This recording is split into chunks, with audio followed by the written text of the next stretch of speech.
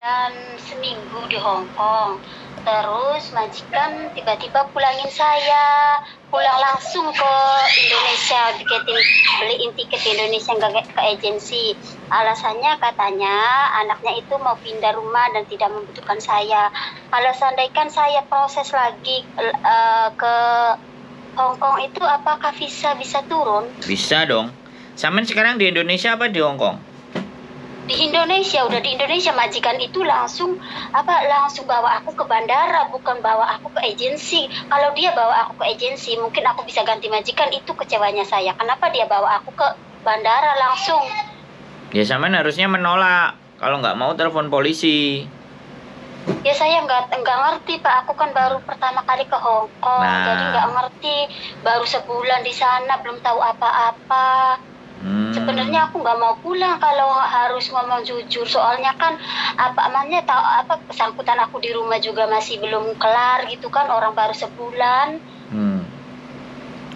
Jadi Samen langsung dibelikan tiket, langsung diantar ke bandara. Iya, langsung dianterin ke bandara.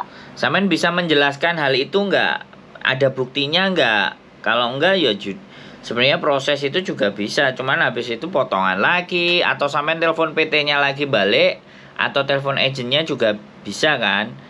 Jadi biar ada penjelasan, dan ketika telepon ke PT sama telepon ke agennya Samen rekam. Jadi kadang-kadang ya disinilah ketika banyak teman-teman baru yang tidak mengerti, yang tidak paham, ketika majikan ngomong A, ngomong B, ngikut-ngikut aja, alhasil Samen sendiri yang merasa rugi kan, seperti itu. Ya nggak apa-apa kalau Samen proses ulang, ya nggak apa-apa. Cuma nanti kita nggak ngerti apakah rekodnya Samen itu ngebreak, interminute, atau Samen itu dianggap kabur. Kan kita nggak ngerti karena Samen nggak tanda tangan apapun, nggak. Ya aku tanda tangan soal masalah itu aja loh Pak, uang interminitan kayaknya itu tuh. Nah Samen pegang nggak buktinya itu? Ya enggak kan, cuma itu majikan yang cuma aku tanda tangan aja itu suratnya. Iya, maksud saya itu Samen nggak berpikir bahwa itu difoto kek, Samen atau pegang kopinya kek, atau apa kek gitu loh. Jadi Samen ini benar-benar terlalu lugu dan terlalu polos gitu loh. Sehingga apa yang dilakukan ya aja, terus berangkat naik pesawat, kelar. Padahal urusan kontrak itu belum selesai, urusan semua juga belum kelar. Dan Samen juga nggak nelpon agent. Harusnya kan nelpon agent. Aku dianterin sama majikanku ini gimana? Tapi nggak diangkat pas waktu itu tuh Pak. Waktunya singkat banget. Aku tuh dibilang itu setengah jam, kamu dalam setengah jam beres-beres ya, soalnya nanti ketinggalan pesawat katanya. Aku loh nggak ngerti kalau aku itu mau dipulangin. Ya harusnya Samen juga berpikir, tapi ya sudahlah, itu udah terjadi. Samen juga sudah Indonesia. Nah sekarang maunya Samen mau proses dengan siapa? Apa proses dengan kami, atau proses seperti apa? Gimana sekarang? Makanya saya takutnya, yang saya takutkan, saya proses tapi visa visa itu nggak turun gitu. Takutnya seperti itu. Itu visa itu dijamin bisa turun ya Pak? Ya kalau Samen jawabannya kembali lagi ke visa, itu yang ngeluarin imigrasi Mbak. Tanyanya ke imigrasi. Kalau Samen nggak coba gimana mau tahu? Bener nggak? Ke imigrasi Hong Kong ya Pak? Iya, jawabannya ke mereka. Makanya yang harus Samen butuhkan adalah PT yang benar-benar bisa bantu sampean. Jangan nanya masalah visa turun dan tidak. Itu bukan ranah PT, bukan ranah agent, atau bukan ranah YouTuber. Itu ranahnya imigrasi. Tapi kalau melihat kasusnya sampean, selama sampean sudah pulang Indonesia ya sudah. Cuman sampean kan nggak pegang keterangan apapun. Jadi imigrasi itu nggak tahu apa masalahnya sampean kok tiba-tiba langsung pulang, kontraknya selesai, putus. Lah kalau dia nulis beritanya bagus ke imigrasi, rekod sampean bagus. Kalau ditulis anak ini rewel, anak ini mumet, nah yang sampean tanda tangan itu isinya apa sampean juga nggak ngerti. Terus gimana kita memprediksi sampean turun visa atau tidak? Jadi pertanyaannya bukan visa saya turun nggak. Kalau semua proses kita proses. tapi visa turun dan tidak itu sudah bukan wewenang kita. Lah kalau sampean takut gak berani nyoba, ya gimana bisa membuktikan? Karena takut itu hanyalah bayangan, takut itu hanya imajinasi tentang sesuatu hal yang tidak kita inginkan, ketakutan itu. Ketakutan itu bukan sesuatu yang nyata, itu cuman bayang-bayang sampean. Kalau sampean jalani prosesnya segala sesuatu, ya mudah-mudahan kan ada jalan. Ya karena sampean keliru dalam mengambil sebuah tindakan, dan saya tidak menyalahkan karena di konten saya ini bukan masalah salah atau benar. Yang di konten saya ini adalah supaya kita bisa belajar gitu loh.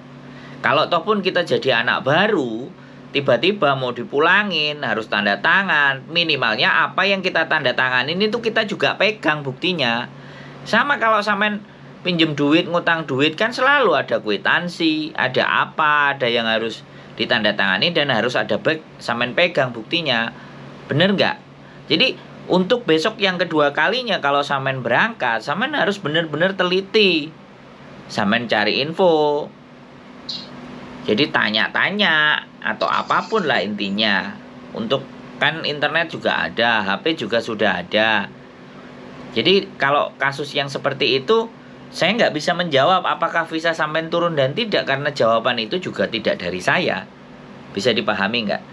Tapi kalau sampean kalau sampean mau berproses ya kita proses. Cuman ini persoalannya kan sampean baru 1 bulan. Ini kunci di PT ini juga nggak dilepas. Makanya coba sampean hubungi PT lagi yang lama. Apa responnya dia? Gitu loh. Majikan yang kamu kasih itu kok belgedes kayak gini. Bilang sama PT yang lama, karena baru sebulan. Anak kalau belum 1 tahun biasanya kuncinya nggak kebuka itu PT. Kalau ataupun sampean berproses dengan PT yang lain minta cas sama sampean. Nah, aku nggak ngerti datanya sampean sudah balik apa enggak. Potongannya udah kelar juga apa belum? Coba. Ya kan? Pertanyaan. Kalau prosesnya yang dulu zero cross gimana, Pak? Maksudnya zero cost itu gimana? Sampean bayar. Sampean nggak bayar apa-apa. Sampean proses ke Hong Kong kemarin gimana? Yang dapat majikan itu prosesnya gimana? Coba sampean cerita. Halo Mbak. Halo. Ya halo. Proses sampean berangkat yang kemarin itu gimana majikannya? Ya majikan apa? Enggak kok majikannya. PT. Sorry. PT-nya bagaimana? Memproses sampean itu gimana? Nggak usah disebut PT-nya, pokoknya. Nyari majikan sendiri, terus ke PT. Oh, jadi sampean cari majikan sendiri, sampean ex Hong Kong? Belum. Ex mana? Aku ex Taiwan. Lah terus majikan cari sendiri, siapa yang nyariin di Hong Kong? Ada teman. Oh, terus habis itu sama majikan itu, terus sampean nggak melalui PT? Melalui PT. Terus sampean bayar? Iya. Bayar berapa? Berapa ya Pak? Waktu itu tuh ya soalnya pokoknya semuanya itu ditanggung sendiri kayak pasporan. Lah iya, bayar berapa? Sampean habis berapa? 10 juta lah. Nah, berarti sampean kan numpang proses ke PT. Terus data tidak ada mereka sita kan? Nggak ada. Aman ya, berarti data ada di sampean sendiri ya. Oh, terus yang nyarikan teman sampean. Terus teman sampean kan ada agennya. Nah, agen yang Hong Kong ada nomor HP-nya kan? Halo, Mbak? Iya, halo. Sampean dengar saya ngomong nggak? Sinyalnya soalnya jelek Pak, putus-putus. Ya, makanya betulin sinyalnya sampean, cari tempat yang tepat. Di sini Pak, di sini suara sampean jelas loh. Halo?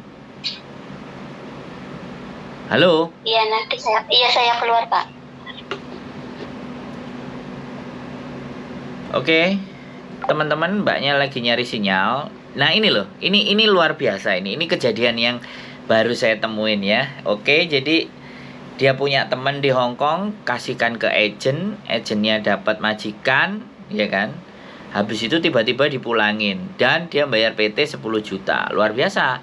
Macam-macam sih memang PT proses, ada yang 8 juta, ada yang 10 juta. Dia bawa majikan sendiri, tapi hasilnya kalau kayak gini gimana coba? Buat teman-teman semuanya berpikir. Nah, makanya sekali lagi, dan dia ex Taiwan. Nah, ini kita juga nggak jelas juga ini ceritanya, temennya yang nyariin majikan ini kayak apa bentuknya. Kok bisa sampai tahu-tahu mau main pulang-pulang aja.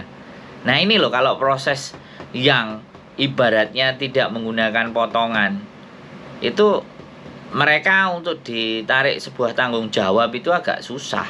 Sedangkan duit sudah masuk, ya kan, 10 juta. Pasporan semuanya urusannya sendiri, dia bayar ke PT tersebut untuk jasa, ya kan. Terus sampai di Hong Kong udah sebulan langsung dipulangin. Ini benar-benar tragis ya. Ini kasus ini baru saya temu ini satu. Yang kemarin bayar di Sidoarjo, PT di Sidoarjo dia bayar 8 juta. Ketemu majikan yang maafan. Dia bertahan sekitar 6 bulan, 4 bulan atau 5 bulan. Dan dia nyari agentnya enggak jelas. Entah kemana, katanya Loihang jalan-jalan ke Korea. Akhirnya anak ini nggak bisa konfrontasi ya, nggak bisa punya agent, nggak bisa ada yang belain karena agentnya itu tadi. Dan dia bayar 8 juta di Indonesia, masuk ke Hong Kong, ketemu majikan yang seadanya. Coba bayangkan buat teman-teman semuanya. Jadi ini bagian renungan dan pembelajaran. Aku nggak ngerti ya mbaknya terlalu polos atau terlalu lugu, tapi habis semuanya. Duit 10 juta habis, berangkat sampai di Hong Kong, kena majikan, belum gajian, sudah disuruh pulang, dianterin ke bandara, dan dia tidak tahu apa-apa, dia cuma tanda tangan. Terus sekarang dia mau nanya proses lagi. Wow, istimewa. Ini benar-benar berita yang harus teman-teman berproses itu sangat berhati-hati, walaupun dengan majikan bawa sendiri. Dan saya nggak tahu, ini masih belum bisa ngorek ya, temennya yang di Hong Kong itu bagaimana. Terus kira-kira temennya itu bertanggung jawab nggak nyariin majikan? Ya sebenarnya nggak bisa kita nunut teman kita yang cariin majikan. Ya anaknya yang harus belajar terhadap proses. Diambil cara murahnya, diambil cara gampangnya, hasil seperti ini. Sekali lagi berhati-hati dan waspada buat teman-teman ketika kalian berproses. Benar-benar amati penjelasannya tentang proses. Benar-benar kalian harus tahu prosedur proses itu seperti apa. Dia ambil mahal, potongan kebanyakan, kadang diambil murah dengan biaya sendiri seperti ini, 10 juta loh ya kan. Belum sebulan sudah dipulangin, atau sudah baru sebulan terus dipulangin. Ya kan? Itu duit aja belum balik itu kalau gaji aja. Terus hak-haknya mbaknya tadi sudah diberikan apa belum sama majikan, cuman tiket aja. Gaji sebulannya dikasih apa enggak? Nah, ini loh, ini yang menjadi pertanyaan. Please, ini adalah pembelajaran yang penting buat kita semuanya. Saya bukan orang yang sok pinter, sok guruin, tapi saya bercerita berdasarkan orang yang bercerita. Dari cerita itu kita bisa mengambil sebuah logika, dari cerita itu kita bisa mengambil sebuah konklusi atau kesimpulan bahwa dalam berproses itu haruslah berhati-hati. Sekali lagi itu saja, silakan komen kalau ada sesuatu yang ingin ditanyakan, dan bisa dihubungi saya di nomor 52429909. Jadi itu saja teman-teman, tetap semangat, stay safe, dan keep stay tune my YouTube channel, and see you next video. Bye bye.